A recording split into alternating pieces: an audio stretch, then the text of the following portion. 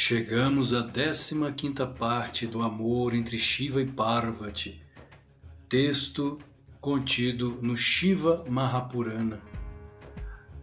A derrota de Kama. Como foi mencionado antes, 13 das filhas do patriarca Daksha se casaram com o grande sábio Kashyapa.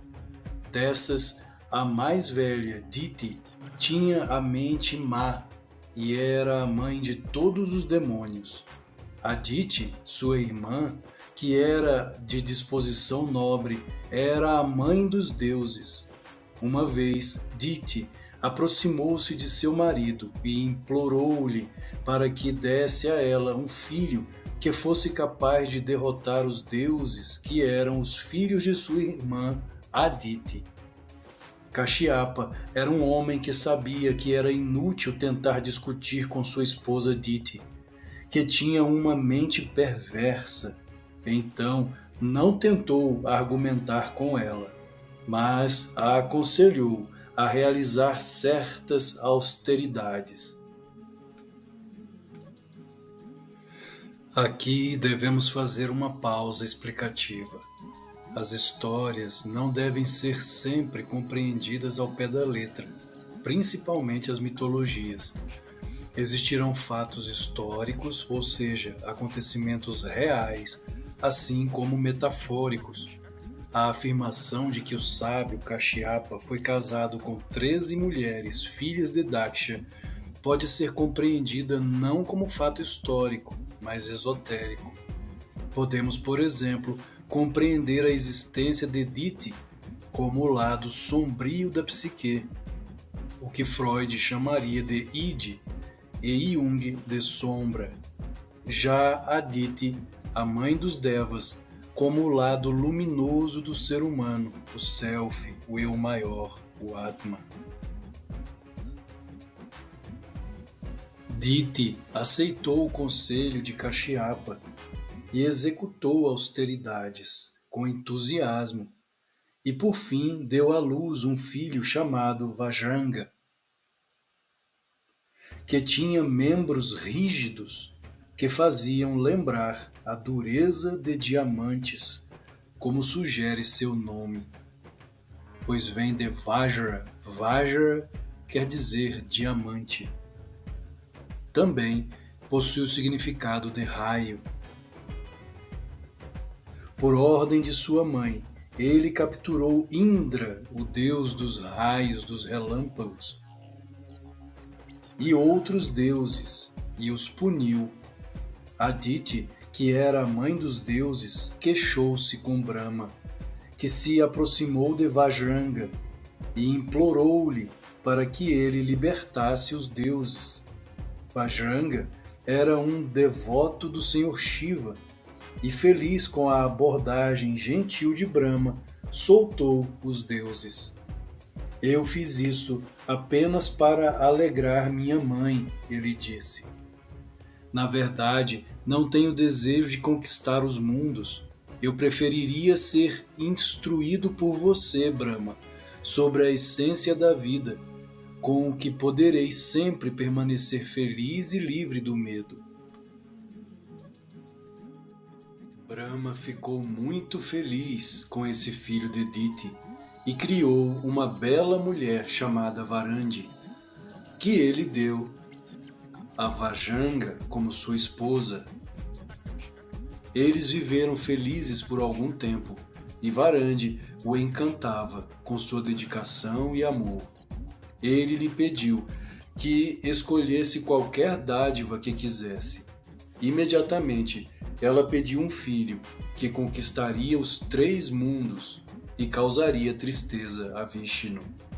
Os 3 mundos são o mundo físico com todos os universos físicos, o mundo astral com todos os universos astrais e o mundo causal ou ideacional, também conhecido como ideatrônico, o mundo das ideias, onde existem seres tão poderosos capazes de plasmar universos pelo poder do pensamento. Vajranga ficou em um dilema quando ouviu aquele estranho pedido de sua esposa zelosa.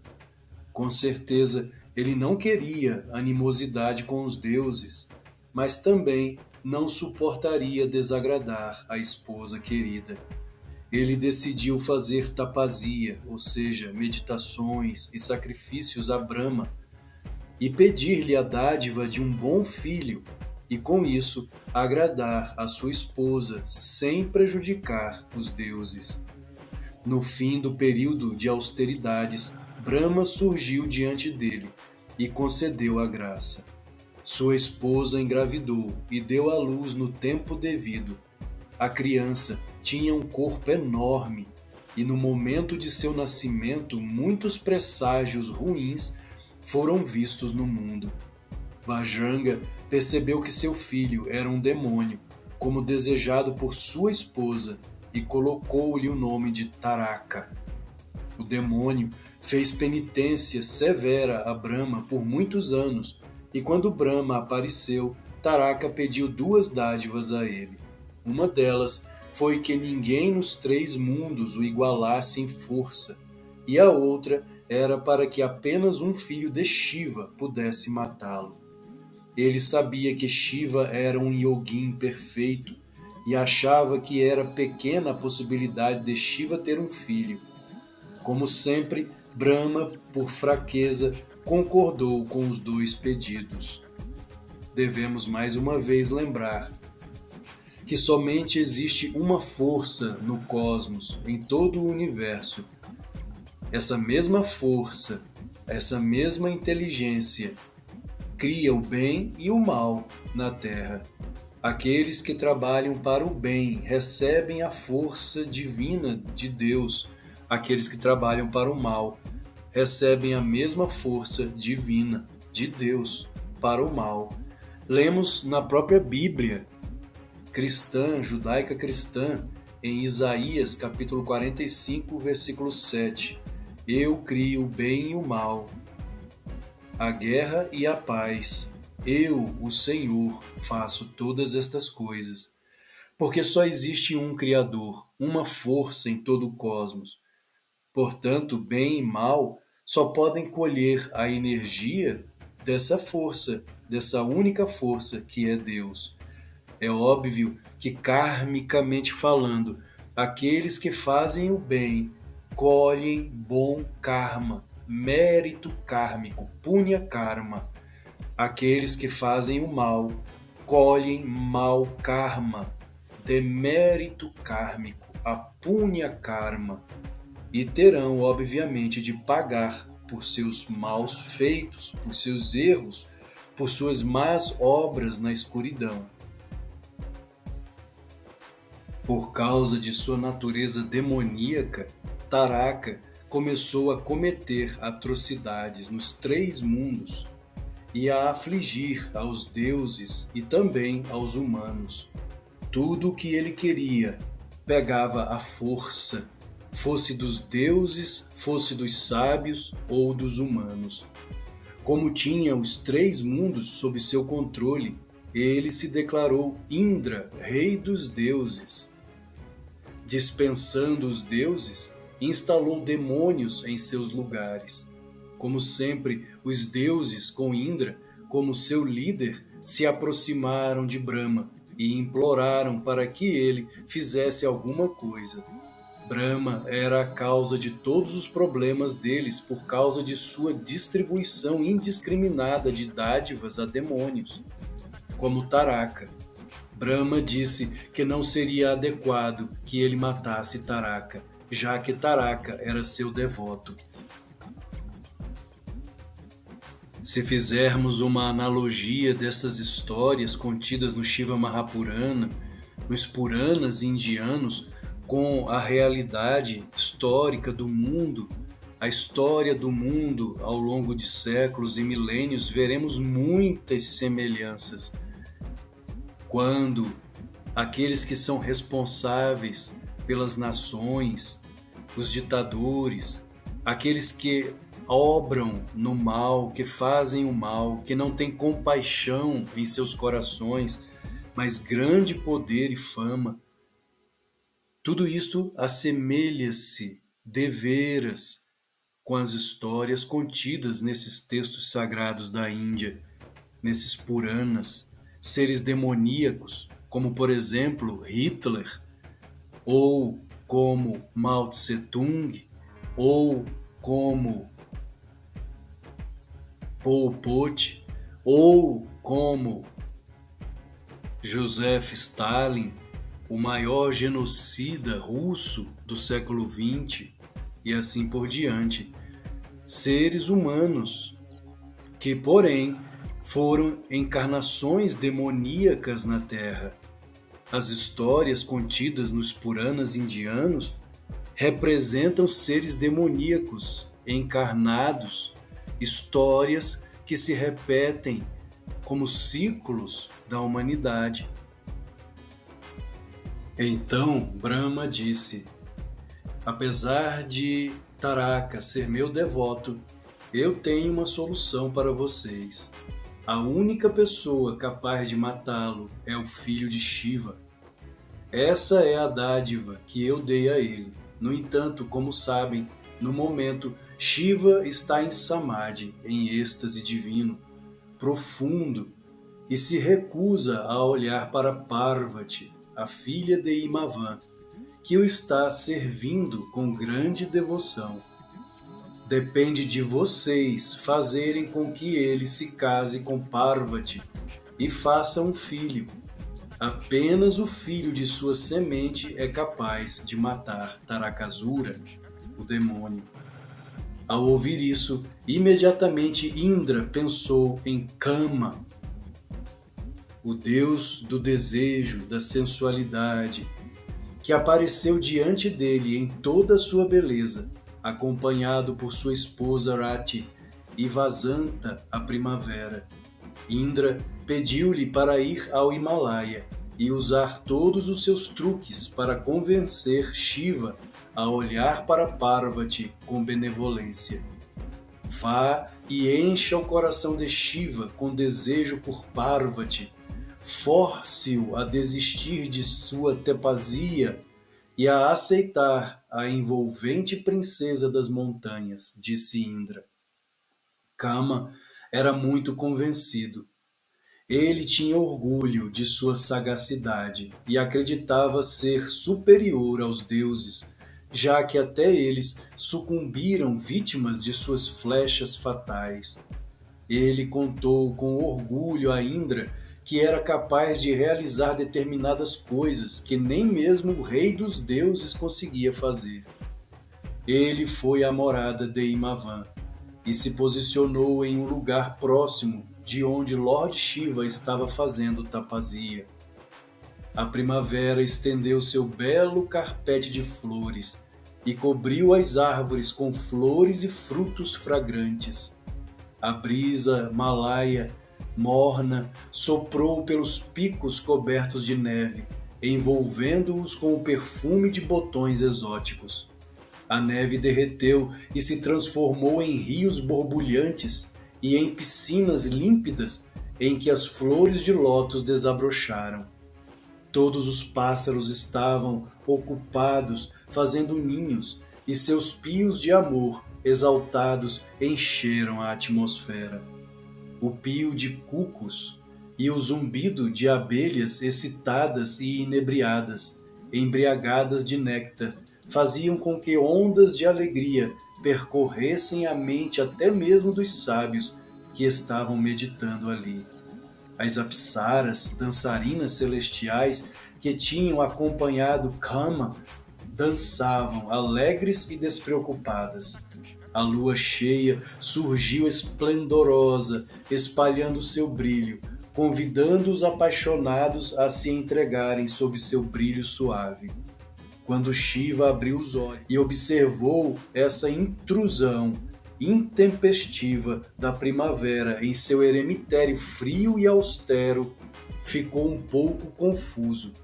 Mas, por ser um yogin perfeito que era, fechou os olhos e entrou novamente em Samadhi. E então, Kama, que em geral era para ser sentido apenas nas mentes das pessoas, assumiu sua forma encantadora e se manteve do lado esquerdo de Shiva, com Rati ao seu lado. Depois, o casal apaixonado começou seus galanteios, usando todo tipo de gestos sedutores. Com música providenciada pelos celestiais, começaram a dançar diante do grande Yogin. Mas eles não conseguiram encontrar nenhuma diferença em sua expressão. Shiva era de fato um sário, um yogi perfeito, uma encarnação divina, totalmente desligado das coisas deste mundo. Kama sentiu o início do medo de que aquela pudesse ser sua primeira derrota. Até aquele momento, ele não tinha encontrado ninguém, além de Shiva, capaz de resistir a seus truques. Naquele instante, Parvati veio com as aias, trazendo diversos tipos de flores para seu culto matinal ao Senhor. Como sempre, ela se aproximou de Shiva com timidez, fez-lhe uma reverência e colocou as flores uma a seus pés. Depois ficou de pé, timidamente diante dele, torcendo para que Shiva abrisse os olhos e olhasse para ela. Shiva abriu os olhos por uma fração de segundo e Kama aproveitou a oportunidade para lançar sua flecha de flores com seu arco de mangueira no Senhor, que empunhava um tridente. Habilmente, ainda que Shiva por acaso abrisse os olhos por alguns instantes, era seu costume fechá-los de novo e voltar calmamente para sua meditação. Tamanho era o seu autocontrole.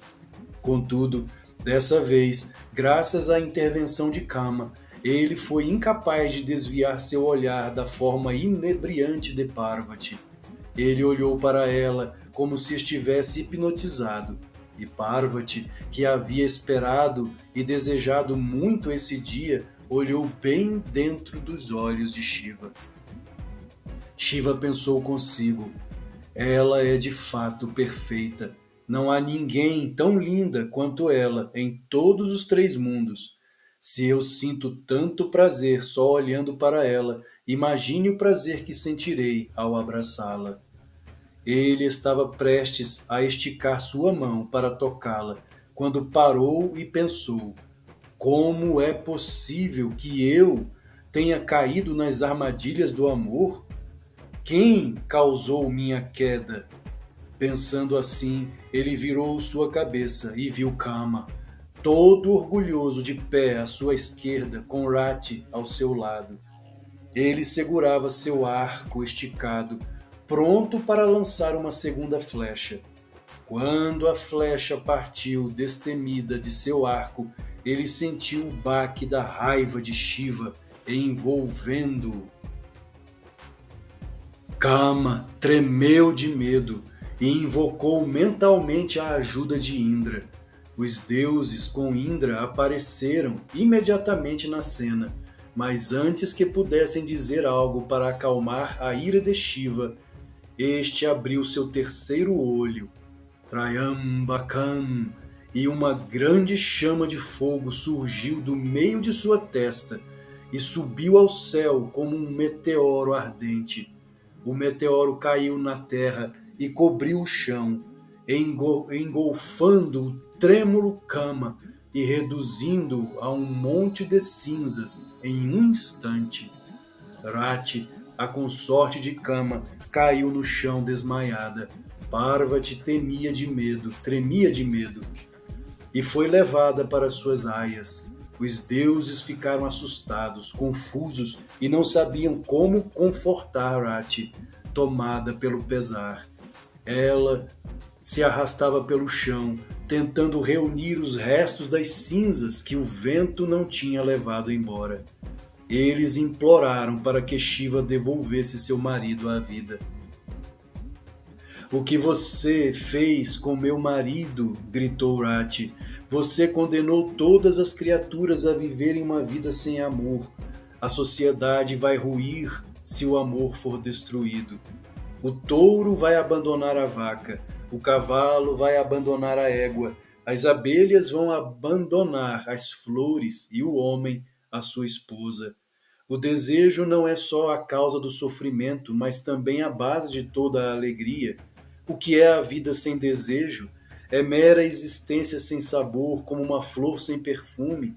A essência da alegria pode ser conhecida apenas por quem a sentiu. A vida tem seu preço, que é o sofrimento, mas também tem sua recompensa, que é a alegria, e nenhum pode existir sem Kama. A raiva de Shiva sempre durava pouco, e ele admitiu a verdade das palavras de Rati. Eu destruí o corpo de Kama, mas não seu espírito. Ele continuará vivendo como Ananga, o sem corpo, no coração de toda criatura. Ele também nascerá com forma como Pradyumna, e você, ó Rati, mais uma vez se tornará a esposa dele. Ao dizer isso, Shiva voltou às suas práticas austeras. Parvati não ousou ir mais lá, pois temia as consequências de sua fúria, que ela tinha acabado de ver.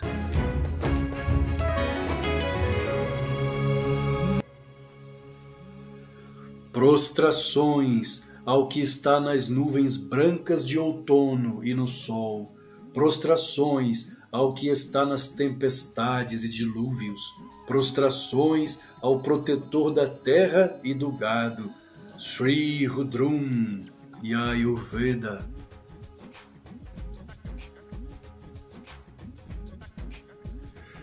A destruição do desejo, ou seja, Kama, o deus do desejo, é imprescindível para o yogi, que deseja a libertação, moksha, a salvação. Os desejos não são somente alegrias passageiras, como delícias e encantos, mas venenos, ou seja, kleshas, que impedem a nossa salvação, libertação, moksha. Tapazia ou sacrifícios por amor a Deus são não somente necessários, mas fundamentais. Ninguém chegará ao êxtase divino, o samadhi, tal qual Krishna, sem sacrifício, sem vencer a Kama. Kama precisa ser derrotado dentro de nós. Shiva não o derrotou em vão. Todo santo tem de derrotar o desejo. Yogananda, pai do yoga no Ocidente, disse certa vez: não peço para que não sejam tentados, mas para que resistam à tentação. Ele também disse: não devemos odiar ao pecador, mas ao pecado. O pecado é, em verdade, tudo o que nos afasta de nosso eu maior, nosso Atma, a alma, o self, o eu real, a nossa libertação, Deus em nós. Todos os vícios e maus hábitos que nos afastam da paz e felicidade internas. A felicidade externa é sempre ilusória, passageira, é maiá, a ilusão. E se não tomarmos o devido cuidado, tais efêmeras alegrias do mundo acabarão por nos aprisionar na ilusão e na dor. Somente Deus é a paz e felicidade que buscamos. Os deuses da mitologia são, em verdade, personas do Deus único, o Deus verdadeiro, que existe além de nossos olhos carnais, mas que pode ser sentido e realizado em nossas mentes e corações. O Deus real, invisível, mas real, já que a natureza não existe por si mesma, e é necessária uma inteligência cósmica que a modele, e que leva a mesma à evolução. Não existirá evolução sem Deus, sem uma inteligência guiando-a de dentro para fora, da imperfeição para a perfeição, do menos para mais, em espiral, já que tudo no universo funciona segundo leis cósmicas criadas pela consciência cósmica. Não perca a 16ª parte do amor entre Shiva e Parvati. Namastê.